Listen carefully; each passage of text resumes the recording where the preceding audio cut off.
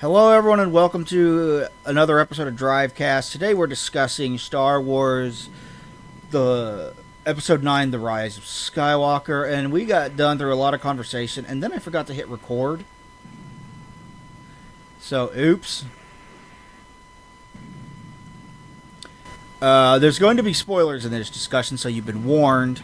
Okay, so, I think we should start at the very beginning and say that this movie was pretty much fucked before J.J. Abrams and his team even got to sit down and start writing. It was very much doomed from the outset. So much they could have done to make it a cohesive story that fit in the one movie. Two and a half hour movie. Yeah. The biggest problem is that The Force Awakens, and I'm sure you'll agree, has a sense of finality to it. Or not The Force Awakens, The Last Jedi. Yeah. Because it deals with Snoke. It deals with Luke, and then Luke dies. It deals with Rey's parents. Like, what is there left to make a story out of? It's gonna pick up the scraps and duct tape it together. Yeah, so basically all it leaves you with is Rey and Kylo. You don't even have a main villain because it kills Snoke. And that brings me into my second point is the answers that The Force Awakens provide are terrible, or The Last Jedi provides are terrible. I don't know why I keep saying The Force Awakens. I like The Force Awakens. I don't like The Last Jedi. You have your mind on a better movie, apparently. Yeah, The Force Awakens is a much... Oh, but it's a rehash of A New Hope. Yeah, it's still good. You guys, a movie, yeah, it's still good, I would say. It's just not... And I'll discuss later on a way that I think it could have been done a bit better to fit more with the establishment of the New Republic and world building and stuff. The answers provided suck. Like, Snoke was the overarching villain of these films. He was supposed to be the big bad hiding in the shadows, the one that you got to deal with, and I'm going to guess that the original plan was to either kill Kylo or have him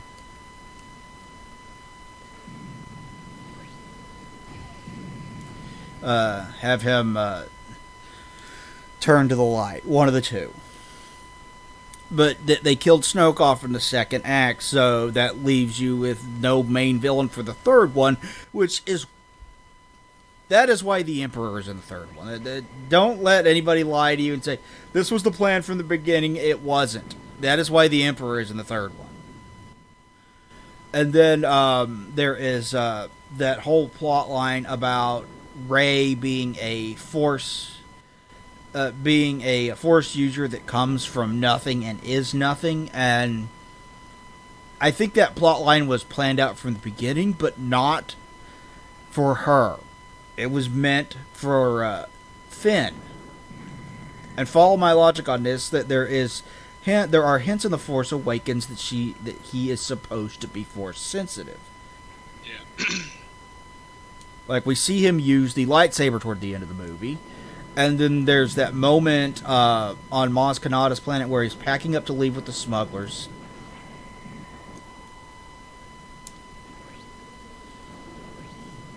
I think he has a feeling something bad's going to happen. Yeah, he's got this feeling something bad's going to happen. He turns around and looks behind him like something bad's about to go down. And I think that was meant to be a hint that he's Force sensitive, which I don't have a problem with. And if you had gone that route with him, like, you're the Force sensitive guy who... You don't even know your parents. You come from nothing. You're just a lowly stormtrooper. I would have been fine with that, you know? Yeah. But the Force Awakens makes a big deal out of who Rey's parents are, and then we are told nothing. And some people that defend The Last Jedi have said that the movie doesn't make a big deal out of who her parents are. Go fucking watch it again, because yes, it fucking does. That whole big flashback sequence she has when she touches Luke's lightsaber, or Anakin's lightsaber. That's what that was about.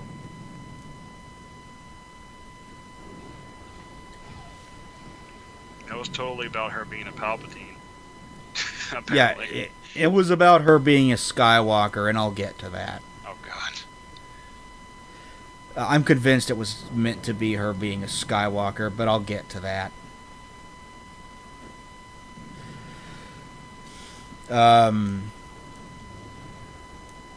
So you got plot lines that make no sense, a story that doesn't really add up by the time the second one is over. It just completely screwed up any plans that JJ had for this trilogy. And they had to sit there and go, well, I don't know what the fuck to do now. So they scrambled it together. And the other problem is that, much more sad, that Carrie Fisher passed away. Yeah. She played an important character in this trilogy. You can't just completely, like, unless you have no extra footage, you can't just completely write her out off screen. She's too important to this series of films. So you have to take old scenes and try to write them in a way for this film that makes sense. So basically, you had to rewrite The Last Jedi while being a sequel to The Last Jedi. So I am not surprised one bit that there is way too much plot crammed into this film. I was expecting it. Yeah.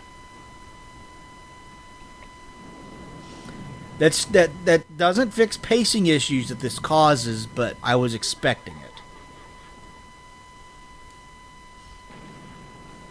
How much I could have done, I guess. Yeah. So where do you want to start with this one, now that we've got that out of the way? I don't know. It's a good question. There's a lot to talk about. There is. Do you want to talk about Palpatine in the film? Yeah, I mean, that's the elephant in the room, I guess, or the emperor in the room, I should say. Okay, so we all know why Palpatine was in this film. It's because they killed Snoke. There's no other reason why he was included in this film. If you think there is, you're lying to yourself. Now, they try to give him more of a reason to be here by having a family connection to Rey, by having her be his kid. Do you think that worked at all? I don't think so, honestly. I think it was a better explanation for her than she's nobody. But Just the thought of the Emperor getting jiggy with some woman is just so bizarre to me. Yeah. Like, oh my god. Yeah, the Emperor had sex at some point and had a kid. Ugh. That kid got married, and they had a kid. And Palpy got laid, oh my god. Yeah. Don't think too hard about that. It's gross. Old, wrinkly man, fucking, ugh. I'm sure the internet's got you covered on that. Yeah, I'm sure Rule 34 has that Yeah. shit somewhere. Oh god. Gross. No doubt. So the film never really bothers to explain how or why he's alive, though. Because he says, like, he died many times or something, and... Yeah, he says he died before. Yeah. So they're trying to cover their bases. So one of the big worries about this was, this erases what Anakin did, what Darth Vader did in the Return of the Jedi, right? Yeah. They try to cover their bases by doing two things. One, he says he's died before, so I guess fucking Vader did kill him. Because you felt Annie got exploded when the Death Star exploded. Yeah. Double dead. And he survived that somehow. Yeah. And then, number 2, they say that,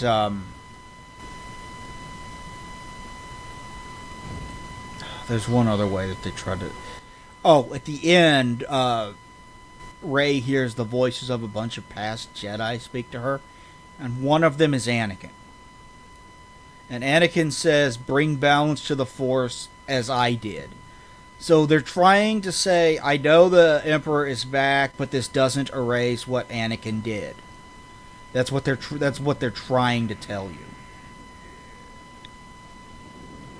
It didn't work because fans are still super pissed, but yeah, I appreciate that scene.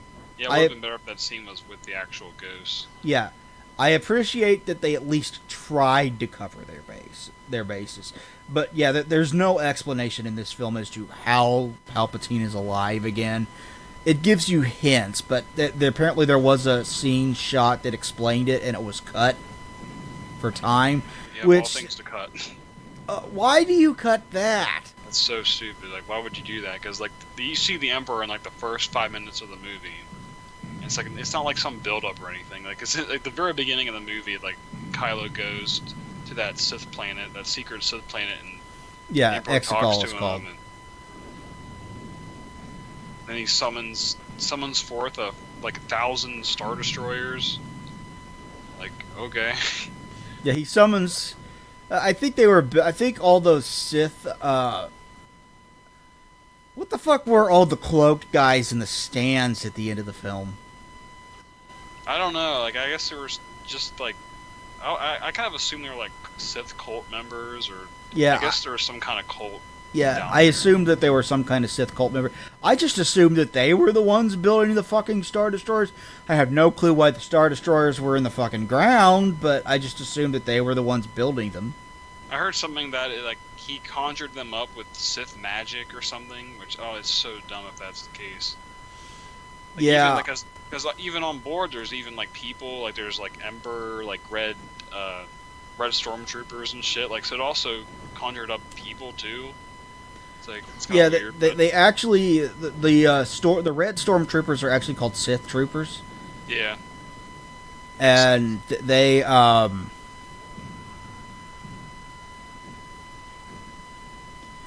named after past Sith lords. And one of them is named Revan. And that is awesome. At least acknowledged him. So yeah, this movie makes Revan canon, which is awesome. And I like the idea of the Sith having a home planet, and like they're like an ancient race with their own runic language. And whatnot, and I like that. And the look of the planet was cool. I like the general like aesthetic of the planet as well.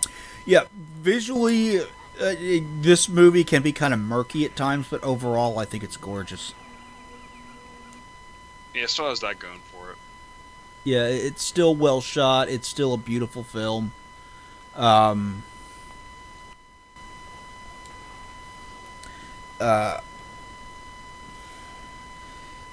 Okay, so it starts off really well because it starts off with on Mustafar, which is where Vader's castle was, and it's where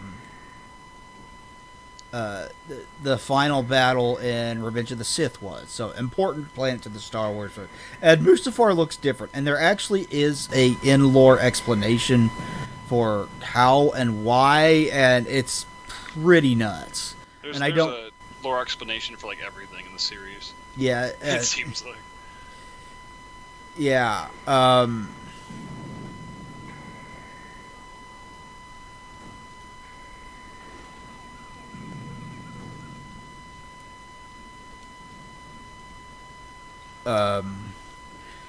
And he's just like tearing ass. He's just like ripping dudes apart with his fucking lightsaber, and it's awesome because say what you will about this, the two J.J. Abrams films have awesome fight scenes, awesome action sequences.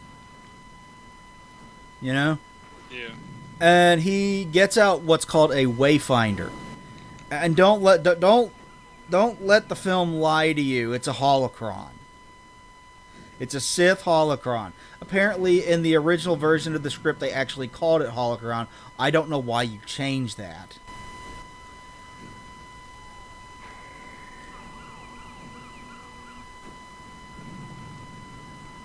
God damn, he turns way better than I do.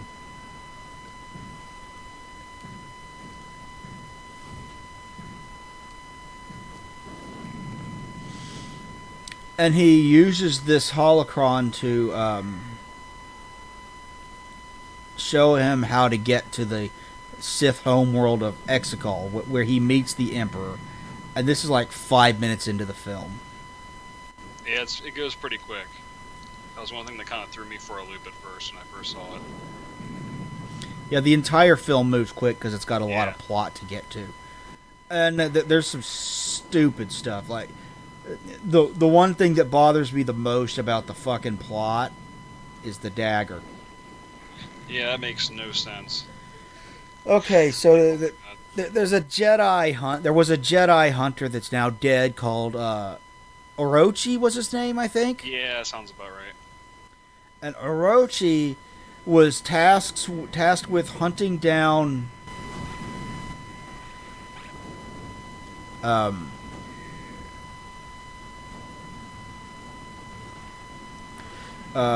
Rey's parents and bringing them back to the Emperor. And he was given a dagger. And inscribed on this dagger was instructions about how to about what planet you can find a Sith wayfinder. And the way it treats it is if this is an ancient dagger. Like an ancient Sith dagger that's very, very old. Which would be cool if it didn't lead to the wreckage of the Death Star, which was like 40 years before the film. So this ancient Sith dagger has writing on it that leads you to the Death Star. Someone in the chat. Oh, there is? Yeah.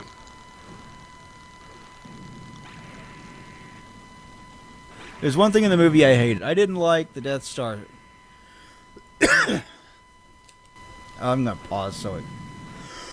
I didn't like the Death Star scene. I assumed that it was going to be Vader or Palpatine hologram scene inside the throne room and the stranger part.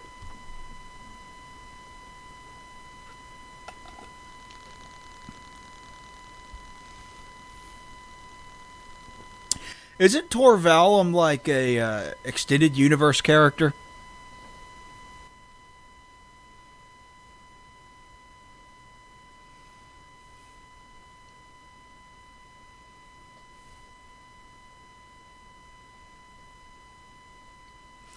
I thought he was from the extended universe. I don't honestly know. Honestly, yeah, I keep up on the lore, honestly. So it leads to the Death Star, which is in a big, like a big like ocean or something. Yeah, like a big ocean. Which, if you're in a big ocean with raging waves, that there is no fucking way that you're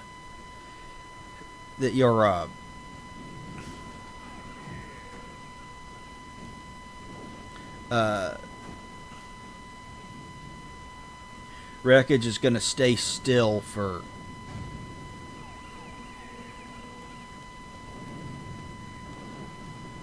40 years or whatever and not move. So the chances of that thing where he pulls the little slip out of the Death Star and it shows exactly where the fucking holocron are and it lines up exactly with the... Yeah, no. That's really, that made no sense. I was really confused when I saw that. So. That is the dumbest part of this film. At least Force Heal has a basis in the extended fucking universe. That doesn't have a basis in anything. It's just dumb. Yeah. And the fact there's even ruins from the Death Star is like kind of dumb to me because you clearly see it get completely obliterated in Return of the Jedi. Yeah. I'm not 100% against there being ruins of the Death Star. Like, like some spare piece floats off into space and then falls down to the planet's surface and lands or something. I'm fine with that. But the way that they find the Sith holocron, the Sith Wayfinder, just does not make sense. Yeah. But shortly after that, you get a series of very, very good scenes. Like you get the lightsaber fight between Rey and Kylo on the wreckage of the Death Star with the waves blowing up it. That is really, really fucking cool. I like that fight scene a lot.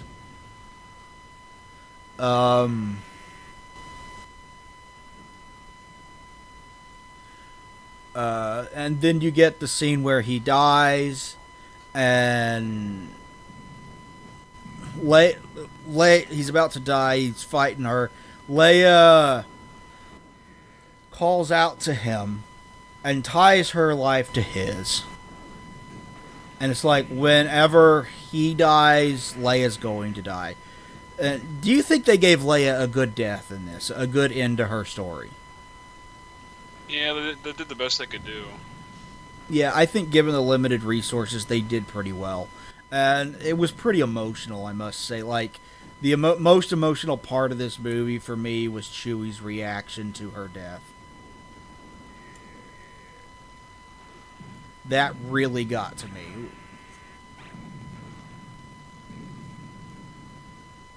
I'm surprised Harrison Ford came back to do it. Another Star Wars.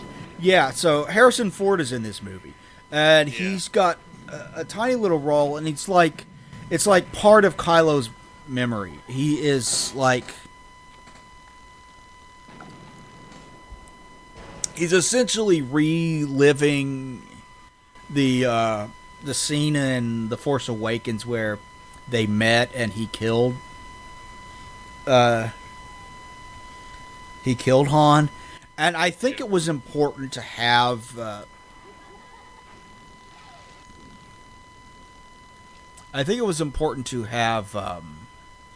Han there, because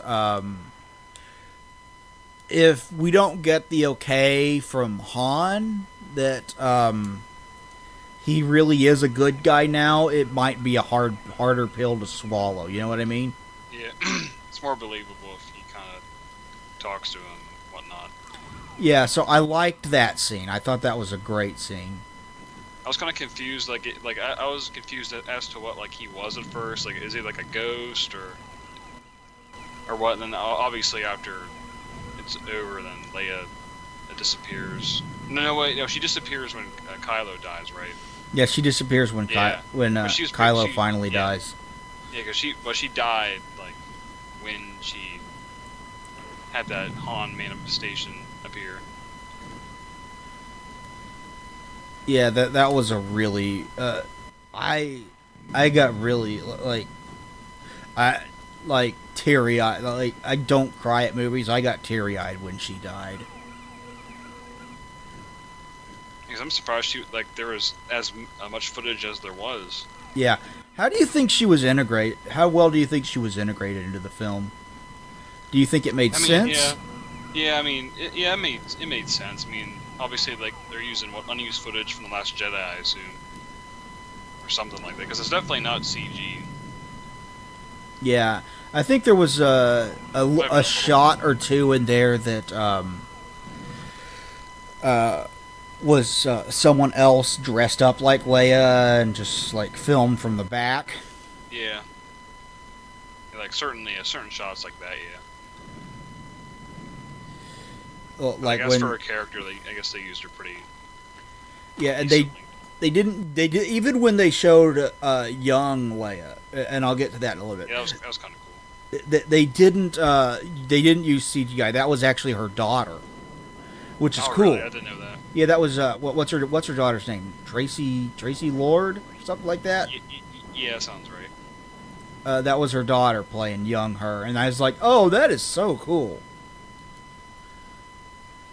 But we'll talk about that scene later. overall, I thought they did pretty well. There were a couple of moments where it was kind of awkward, where you're like, okay, if you could had her alive to film this, I feel like you probably would have put more dialogue here, and you just can't.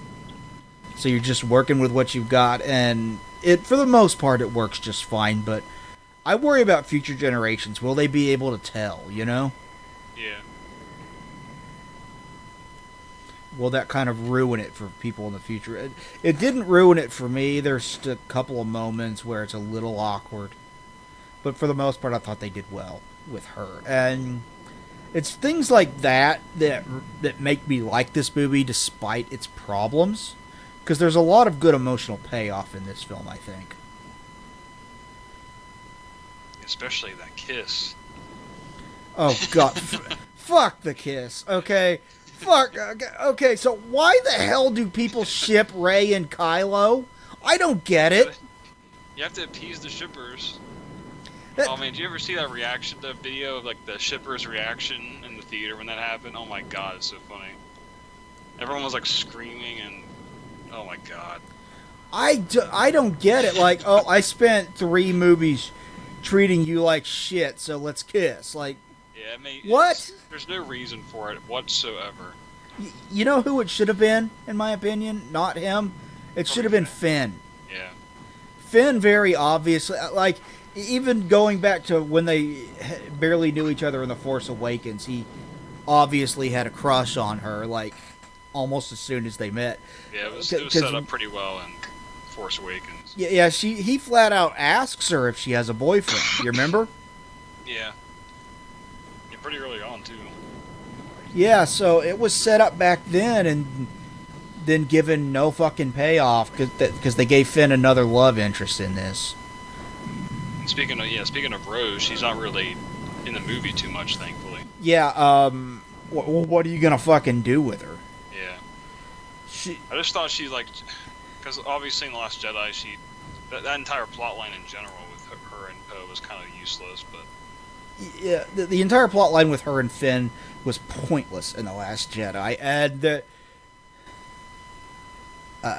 I am sure he was like, okay, I need to include this character, but fans hate this character and I don't know what to do with her because her plot line was pointless.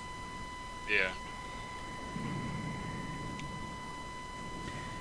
But I was glad to see that this character had a big focus on the Finn, Poe, and Rey spending a lot of time together. We were robbed of that completely in the last film. So I was glad to see that in this one. But I think that kiss should have been between Finn and Rey, and not... Yeah. In the theater, when that happened, I was like, what? Like, out loud. It's like, oh my god. I was like, what is happening? They've got a big fan base. I don't know why Reylo is a thing, but it's a thing. I do not understand it. I mean, there's pretty much a ship of, like, every character. Yeah. I don't know why, but I don't know what... I never got that sort of thing. Yeah, I never got it either. But this one has, like, a large fanatical fan base that would have cried foul if it didn't happen, and did cry foul because Kylo died after it. Oh yeah, because you should see some of the Twitter reactions. Oh god, they were pissed. Like, just I want to kill J.J. Abrams for what has he done? Completely delusional people. Some like the hardcore, like fans, like hardcore shippers. Yeah, it was stupid, and it would have been better if it had been Finn, or if it just hadn't happened. I don't mind him coming back and saving her life. That's fine. In fact, I'm not really bothered by Force Heal that much at all in this film. Like, a lot of other people are super pissed about it. It didn't really bother me. I thought it was really out of left field and kind of dumb, personally. But what I don't get is why people call out this film for it, but they don't seem to be calling out The Mandalorian for it, because it's in The Mandalorian as well. Oh, it is. Yeah. Boy, I'm I heard terrible. there With was, I heard there was connection with Mandalorian in regards to that power, but Yeah, Baby Yoda does it in Mandalorian. uh, I'm not going to tell you the situation. I don't want to spoil a good show for you, but it happens in that show. I guess if it was set up better in Rise of Skywalker, maybe it would have had more payoff. Because like the first time you see it happens when they're in the quicksand like tunnel thing, and there's that slug monster, and Rey like inches her way closer and closer towards it to heal its wounds because it's really aggressive, and obviously she heals the wounds because it just comes out of nowhere, really. Yeah. It's not a new idea to Star Wars. Obviously, video games have used it, which I can understand why it's a more necessary component to video games, even if some people would call it lore breaking. Yeah, it's like Dragon Ball Z and the Dragon Balls, where you can bring people back to life. It makes death cheap, because obviously at the end of Rise of Skywalker, Rey dies, and Kylo brings her back to life. Or basically like trades lives, essentially. Yeah. So, what do you think of Luke in this film? He seemed more like himself, I would say that much, but... Yeah, I like... Briefly. Yeah, he's briefly in it, but I really like what they did with him, because he said the words that we all wanted to hear him say. I was wrong. Yep. Because we all knew he was wrong in the last film. We're like, this isn't Luke. This is not how Luke acts. And also, I thought it was kind of funny how they introduced him, too, like how Rey threw the lightsaber and he caught it like it's a complete middle finger to... Yeah, he caught it. It's like a Jedi's weapon deserves more respect. And I was like, yes! Yes, it does! Last Jedi. Because it was always given... The lightsaber was always considered something special. It was given reverence. Like, what was it that Obi-Wan said of it? This weapon is your life. Yeah, because not only that, like, he threw it over his shoulder, and that was Anakin's lightsaber and everything. There's so much history in it. Yeah. And then we finally get a scene of something fans have probably been wanting ever since Return of the Jedi came out in 83, 84. We got to see the scene of Luke training Leia to be a Jedi. Yeah. I really like that scene. Yeah, I like seeing that too. And she has a vision that if she doesn't give up her Jedi training, her son will die. So she decides to give up her training for her son, which I've got nothing against that. I'm fine with that. Yeah. I was saying so too. It also explains how she was training. For everybody that wanted to see Rey train some more, you get to see that in this film, which is cool. It's got a cool training sequence where she runs a chorus and it's Leia teaching her, and that's awesome. I really like that. Because in Return of the Jedi, Luke says, "You will learn to use it as I have," indicating that he was going to train her, and we never got to see that before we got to see her doing something more than just sensing things with the Force. Yeah.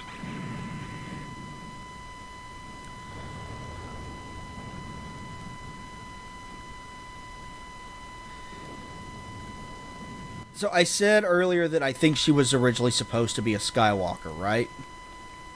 Yeah. Instead, she's a Palpatine. And I understand why you decide to make her a Palpatine. Like, you need to give Palpatine more of a tie to this film in order to have a better justification for him being in it, because they never even explain why he's in it, which is a mistake. Yeah, I don't know why they would cut that scene. Yeah. It's rumored. It was reported that the scene was filmed and they cut it, so maybe it'll be in deleted scenes or something. Hopefully, yeah. But God damn, I suck at this game. Oh, don't worry, me too.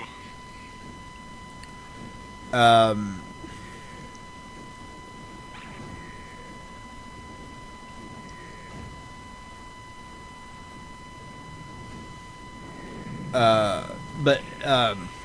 at the end of it, she says she goes back to Tatooine and buries the Luke and Leia's lightsabers in the sand.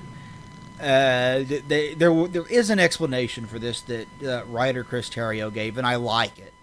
He said that it was the twins were separated at birth, and this is righting that wrong. So in death they can be together. And I was like, okay, that's a cool explanation. That's an emotionally resonant explanation. I like that. You know? Yeah. Yeah, I like that too. But then someone approaches her on Tatooine and says, "Who are you?" And she says, "Rey." Well, what's your last name? And then she looks over to the side and sees the Force ghosts of Luke and Leia. And she says Skywalker instead of Palpatine. And this has caused a lot of controversy and pissed a lot of people off. Yeah, I mean, obviously she's not literally identifying as a Skywalker, but I think it's more of like a symbolic thing. Yeah, I think it's a symbolic thing. Like, I'm rejecting being a Palpatine. I'm rejecting the dark side. I'm going to be a good person, yada, yada, yada. So I'm not going to be a Palpatine. I'm going to be a Skywalker, which I'm fine with, personally. Yeah. But it's pissed off a lot of people. I think it's just a matter of the fact that it's like the very end of the movie and that's how it closes. And I guess to some people who interpret it the wrong way, it is kind of weird. Yeah. Also, calling yourself a Palpatine is probably like painting a target on your back. Yeah, really. So I wouldn't want to do it. Yeah. He's basically like the ultimate evil of the universe, and you're related to him. So yeah, I would want to get rid of that too, like legally. Yeah.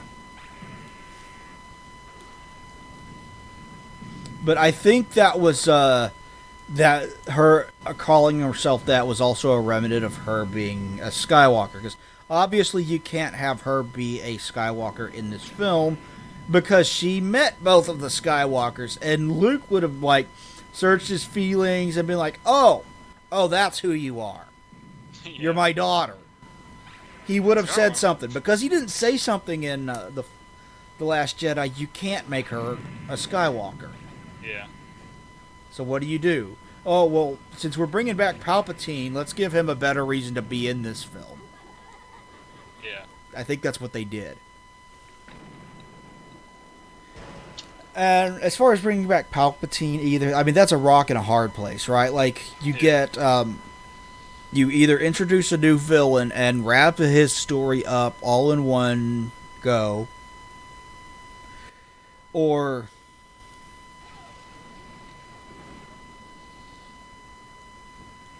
you bring back an old villain, so you don't need to do that. Play kind of safe, which is what they did. So neither option is ideal, but bringing back an older villain is the smarter of the two dumb options you've got.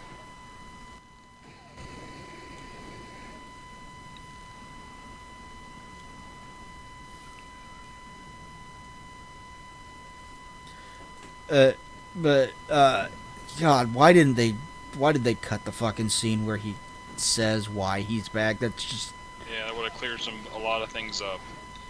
Honestly. Yeah.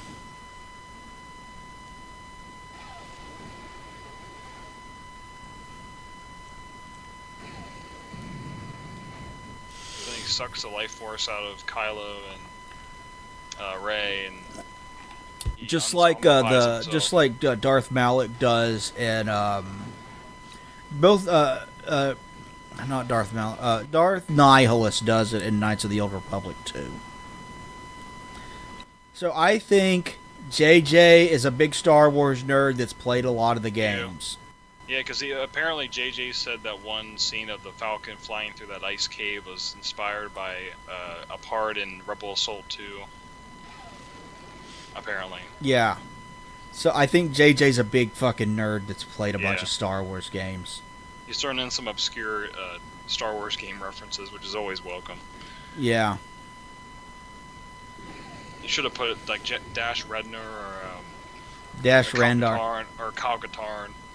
They should make a Shadows of the Empire movie. That'd be awesome. Yeah, that'd be cool. Because there's a whole entire like series. Obviously, the EU's not canon anymore, but there's still is a pretty interesting story. Yeah, it's a good story.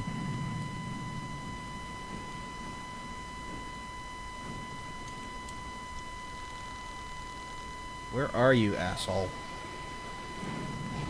Ah, you got me.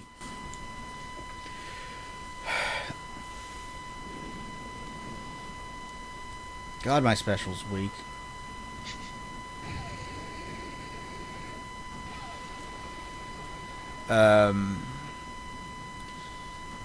What else is there to talk about with this film? I know there's a lot more. Oh, Lando's in it. Yeah, Lando's in it. What do you think of Lando? Yeah, I mean, he's only in it in what, like two to three scenes. He kind of shows up out of nowhere almost. Yeah, because they go to a planet where they're having I don't remember what the festival is called, but I'm going to call it Burning Man. Yeah, pretty much. Yeah, it's pretty much the same. Because it was Burning Man. Yeah. There was a big festival out in the desert. How many desert planets are there in the Star Wars universe? It's like freaking one too many. So there's 3 in the movies already. So I don't even know what the name of the actual planet is in this movie. I don't remember either. Because it's not Jakku, that's for sure. Yeah, so they go to a new desert planet, and they meet Lando on it, and I just had the biggest fucking smile on my face every single second he was on screen. When I was watching this, I was like, oh yeah, Lando! So, I mean, call me like a whore for nostalgia or whatever, I don't care. Lando's awesome. Damn it. Lando is awesome. Yeah, I like Lando too. And I liked him in this film. He felt true to the original character. And apparently that one girl was actually his daughter. At first I was kind of confused. Like, Yeah, which makes it kind of creepy how he said, let's find out. When he's talking about going out to find wherever she's from. Did they forget to tell Billy D. Williams that, hey, this is your daughter? Don't smooth it up. Yeah, I think he was acting as if like he was like hitting on her or something. Yeah, because that's how it came across. Yeah, that was kind of funny, but oh yeah, around that same time, someone gave Chewie the medal from A New Hope, which I thought was kind of weird, like out of nowhere. Yeah, Leia was holding it when she died. I don't know if you saw that. But that was Han's medal. That was Han's medal. Leia. Which, you know, when you realize that it's Han's medal, you're like, okay, that makes more sense. I thought it was like, I thought she was holding on to freaking Chewie's. Like, I was like, what the hell? Yeah, it makes more sense if it's Han. Yeah, it was Han's medal. She was giving Maz Kanata was giving Chewie a memento to remember his friend. So, you know, that's fine. Okay, yeah, it makes more sense now. And it's things like that have good emotional payoff that make me like this film despite its problems. You know what I mean? Yeah. Need more of that Nub Nub song. Yeah. The ending celebration needed Yub Nub. Because you see the Ewok, so hey, throw that song in. Yeah, we see Wicket. Wicket is in this film for some reason. He ages like wine. And I don't know if it was Wicked's daughter or wife or what, but there was a one that was supposed to be like a female.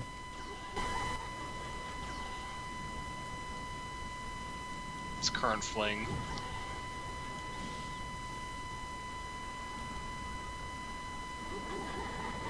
Because I guess Endor is close to where they were in Rise of Skywalker. I mean, that It's in the same area. it has to be because the planet where they found the black female stormtrooper whose name I don't remember, and I don't.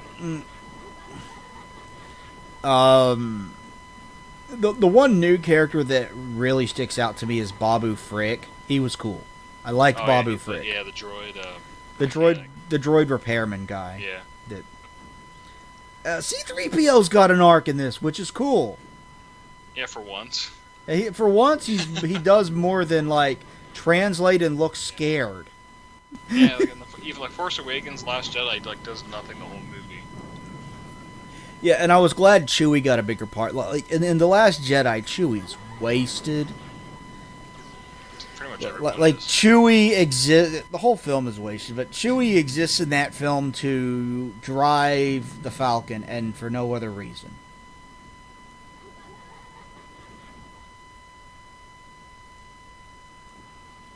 And this, he's got a much bigger role. He's with the groups most of the time. Oh, Yeah. which I was glad to see, because I like Chewie's awesome. Yeah, he's one of my favorites. And they didn't kill Billy D. Williams. I was gonna burn down Hollywood if they had. I kind of want to burn down Hollywood anyway, but For different reasons. yeah, for reasons Ricky Gervais roasted him for. Yeah. But I would have burned down Hollywood if they had killed if they had killed Lando. Oh God, that was terrible. Damn. But Lando survives, and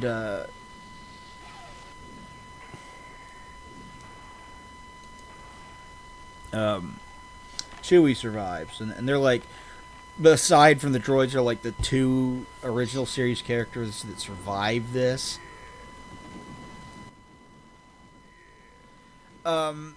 Where I think it really like starts to lose steam and fall apart for the most part is when you get to that third act when Rey arrives on Exegol. That's where it just becomes kind of a confusing mess with the Emperor changing his plans every 5 goddamn minutes. But I'm not gonna lie to you, watching Ian McDiarmid play the Emperor is fun as hell. Yeah, it's always good seeing him give his best. Even if his role's kind of ham-fisted in. Yeah, his role's ham-fisted in, but you just watch him and you can tell that he's having the time of his life playing the Emperor. And it's fun to watch because of it. I just loved watching him ham it up toward the end of this film when you got a lot of the Emperor. Yeah.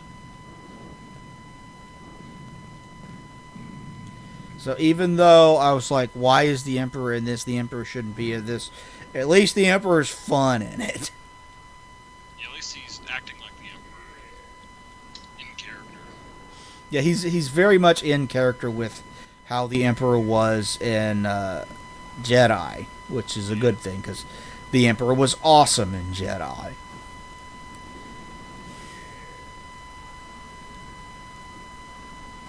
You will pay the price for your lack of vision. I posted a picture of that scene on Facebook the other day and said, when the blind guy starts talking shit. For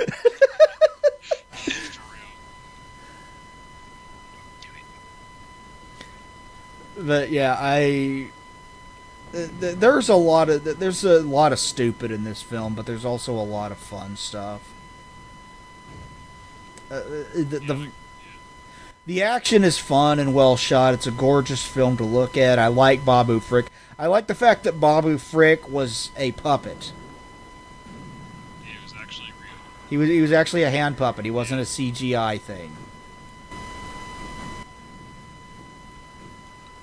I've seen some people liken him to Jar Jar Binks, which I don't really see. He was nowhere near as bad as Jar Jar. Like, I liked him. I thought he was a fun little guy, little character.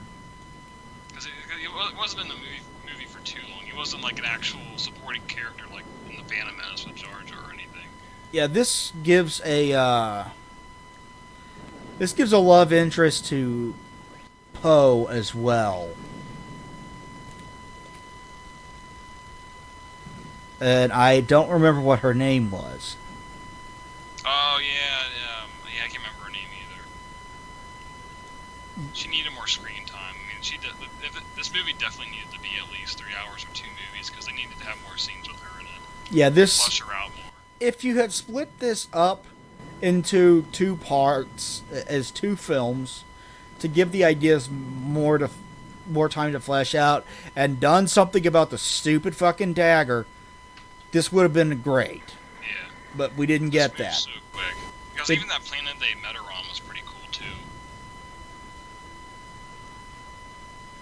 Like you just go to a planet and you stay there for like 10 to 15 minutes and it's off to the next scene, next planet, and like, slow down. Yeah. And what do you think of what they did with Hux in this film? I thought that was kind of weird. I don't know. I mean, I wasn't really expecting it, to be honest, but like, I don't know. Yeah, I am at a loss as to what else you could have done with Hux, though, because I don't know if you remember this, but The Last Jedi made a joke out of Hux. Yeah. Yeah, you can say that again. I mean, he got slapped around that entire fucking film. It's a far cry from in The Force Awakens when he's given freaking, like, Hitler-esque speeches. Yeah. They launched The Force Awakens, he was like a more scary bad guy. And so that they basically they turn him into a spy who is feeding information to the Resistance.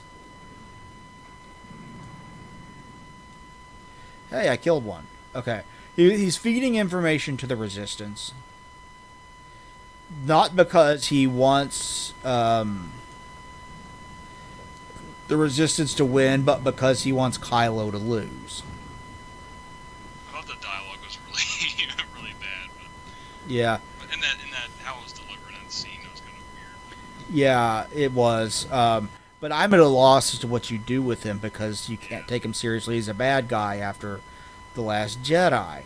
So that they introduced a new general called General Pride, who acts more like the Empire generals did in the original movies, which I kind of liked. Because apparently there's a line of dialogue where he mentions that he used to be a general in the Empire. Yeah, because there is a little scene where he's speaking to the Emperor directly. Yeah. He's like, "As I served you before, so I shall serve you now," or something like that. And I was like thinking back to the OG trilogy, and I was thinking, was he actually in that movie somewhere? But As far as I remember, no.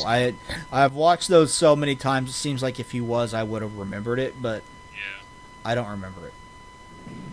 that would have been a cool like throwback actor coming back, even if he was like just a minute character in the background in the original movies. And he could have been. I don't know. Yeah. But I was glad to see a general in the First Order that acted more stoic. Like, this is my job. This is what I do for a living, and I don't give a fuck. Yeah, with more experience. Instead more, of intimidation. because everybody else in the First Order is like angry and shouty all the time. Where the Empire was not like that in the original film. So it's something different, but it's also kind of nice to get a general that acts more like something you're familiar with. You know what I mean? Yeah. And he's a small part in this film. He's pretty inconsequential. Yeah, the whole thing about him being a spy, like they're gonna basically execute Poe and Finn and Chewie, I guess. And obviously, like, he shoots the stormtroopers and lets them escape, and then by the time like you find out he's a spy to the time he gets shot and dies is like a short span of time, so it's not even really that big of a deal in the movie like story. But he serves his. I guess he just serves his purpose in saving the gang when they're on the Star Destroyer. I guess that's what it was. Yeah, when they're gonna go rescue Chewie. So Yeah. he reveals that he's the spy, and then like 5 minutes later he's killed. So it kind of doesn't do much with It it. doesn't. Yeah. They kind of sidelined him in this because Rian Johnson decided to make him a joke.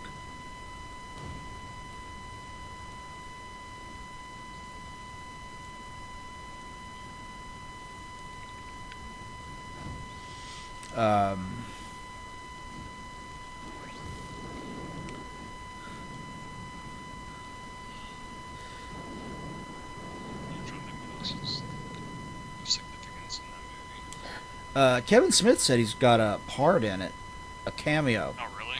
Yeah, he said he's on the planet where Babu Frick, that planet. Oh, yeah. He says he's in the crowd in that somewhere. I've seen it twice. I didn't see him, but why would Kevin Smith lie about it?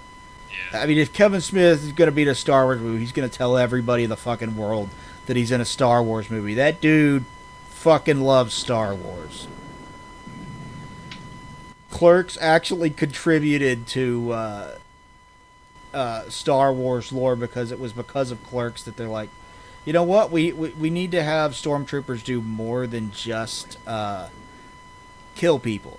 Be a bad shot, yeah. Because the whole line about engineers and the Death Star or whatever in the original Clerks. Oh, someone's in the chat. They have a whole big hello, how are you? They have the whole big conversation in Clerks about the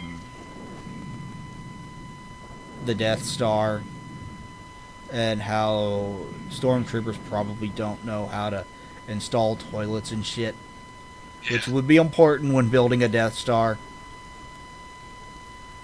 How some of the casualties are just hired, like, contractors and engineers. Yeah, because it was still being built when it was blown up.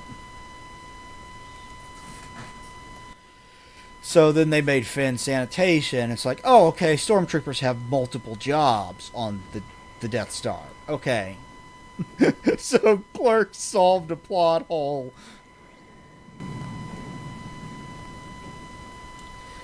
Okay, one more. Yeah, he's dying a lot in the game. I like this game a lot, but I played this a lot when I was a kid in the mid to late 90s. Yeah. But I'm not very good at it. I rented the second one, I think. I played Twisted Metal Black the most, though, by far. Twisted Metal 2 is my personal favorite. Yeah. I like it a lot, but Black is also very good. Yeah. What was the one with Rob Zombie? Was that the fourth one? That was the third one. The third one, yeah, there we go. The third one had Rob Zombie's music in it, and I died. And I like it, too. Let's see. They also deal with the Holdo maneuver, because the Holdo maneuver is fucking lore-breaking as shit. Because if you've got ships, you've got droids that can pilot the ships. You could just take out loads of enemy. If the Holdo maneuver just worked every single time, you could take out loads of enemy forces by just having droids fly through enemy ships. Yeah, I see what you mean. So that's lore breaking as fuck, is what that is. It makes you go wonder, well, why didn't they just do this in the original trilogy or the new trilogy or something? The prequel trilogy or something. And then this movie deals with it by saying, oh yeah, that was a 1 in a million shot, and we're never going to be able to do that again. Okay. Okay, that's a throwaway line, but at least you tried to cover that plot hole. And so much of this film is trying to right the wrongs of The Last Jedi. Like, if you want to blame one, if you want to point the finger at a film and say that is what screwed this whole trilogy up. It's The Last Jedi, because they had to drastically scramble to rewrite everything in order to fit within what The Last Jedi ruined and try to fix it. So this is like part course correction, part sequel. Yeah. And the end result is severe pacing problems because it moves way too quickly from one plot point to another, and doesn't always make the most sense. So it's not a great film, which sucks. But it is a film that I enjoy. Because it's got strong emotional payoff. You get the scene where you see Luke train Leia.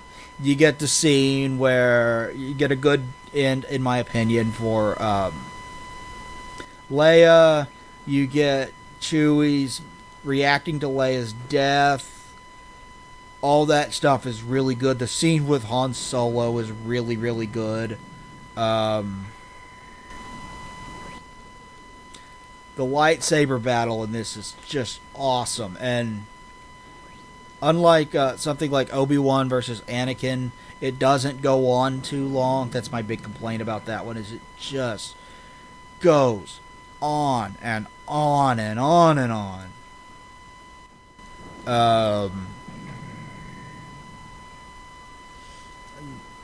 I like Babu Frick. Lando was awesome in this. Chewie gets more of a purpose in this. You get a lot more time with Poe, Finn, and Rey being together. It redeems Luke. So there's a lot of good stuff in this film. And if you had split it up into 2 films and done something about the fucking dagger, it would probably be 2 great films. As one film, I don't think it completely works. It moves too quickly, and it's got too many plot holes. Yeah, that's my problem with it. I still like it a hell. I would still watch this over and over and over again before I ever fucking watch The Last Jedi again, though. Yeah, I'm the same way, pretty much. So Enough for me. I think this is a much better film than The Last Jedi. Which you can still be a much better film than The Last Jedi and generally be just okay. Yeah. But my expectations for this were very low when I went into it. Like, The Last Jedi pissed me off so bad that all I was... Yeah, Sweet Tooth is awesome. All I wanted from this film was, don't piss me off and leave me feeling entertained. And that's really low standards. Star Wars should be better, but it didn't piss me off and it left me feeling entertained. Yeah. So I have a lot of problems with it too, but yeah, I've been describing problems that I have with it. Yeah. I pretty much have the same. Yeah, we agree on the same problems.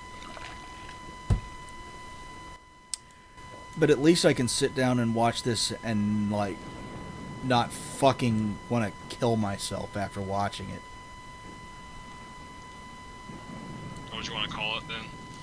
Yeah, we should probably call it. I think we've said about all we could say. So, I think so.